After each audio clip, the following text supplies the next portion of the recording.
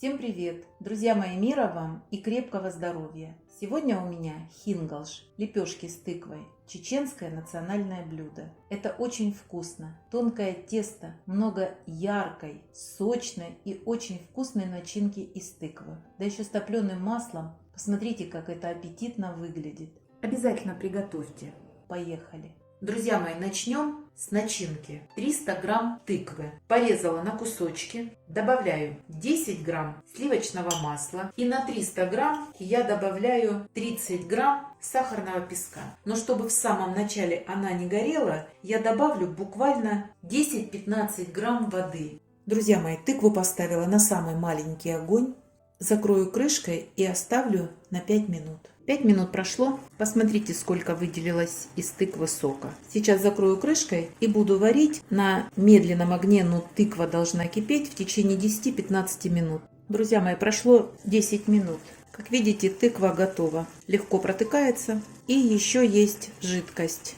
Еще 3-4 минуты буду варить, а крышку плотно закрывать не буду, чтобы испарилась лишняя влага. Все, друзья мои, 3 минуты прошло, тыква наша готова. Можно размять ее вилочкой, можно даже силиконовой лопаткой. Друзья мои, начинка готова. Если у вас начинка постояла и вот здесь по краю выделился сок, слейте его. Начну готовить тесто. 250 грамм просеянной муки. Добавляю 4 грамма соли, пол чайной ложки, и 5 грамм чайную ложку разрыхлителя для теста.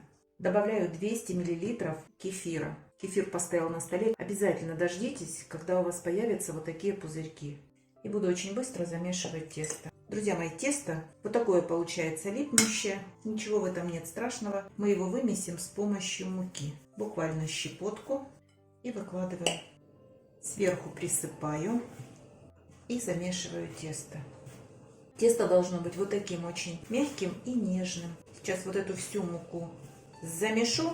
Все, друзья мои, присыпаю сверху и чем-нибудь накрою. Сегодня чем-нибудь это вот такая миска. Оставим его буквально на 5 минут. Продолжаем. Работать будем с мукой. Разрежу его на 6 частей. Вот так округлим каждый.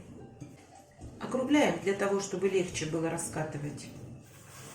Посмотрите, какое тесто внутри. Живое. Не забивайте мукой. Вполне возможно с таким тестом работать. Каждую лепешку, обильно присыпая мукой, я буду раскатывать в пласт где-то 18-20 сантиметров диаметром. Прилипает к столу. Добавляйте муки. Друзья мои, раскатываем вот в такой пласт. Выкладываю начинку. Конечно, оставляем место края, где-то сантиметр, чтобы можно было соединить края. Накрываем. Вот прям защипываем хорошо. А дальше, чем хотите. Можете выдавливать колесиком, самым обычным. Можно вот так сделать с помощью тарелочки.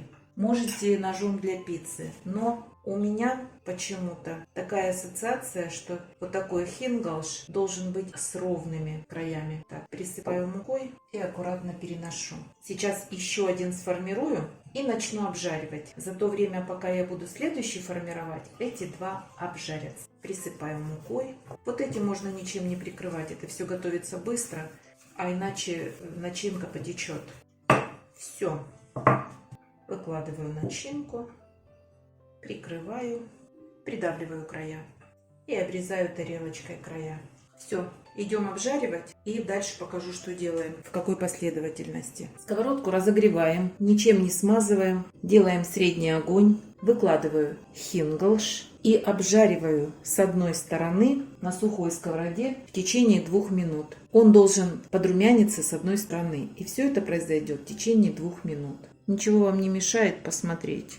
Вот так загляните. Как только этот переверну, я следующий положу на сковородку. Смотрим.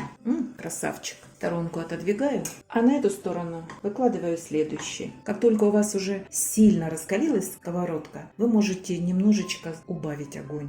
Все, друзья, этот убираем, а этот переворачиваем. А сюда выкладываю следующий. Вот в такой последовательности я их и готовлю. А этот я сформировала из обрезков теста.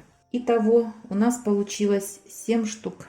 Друзья мои, если вы впервые будете готовить такое блюдо, раскатывайте по 2 хингалш, выпекайте, выключайте сковородку и еще 2 формируйте. Вот такие красавчики получаются.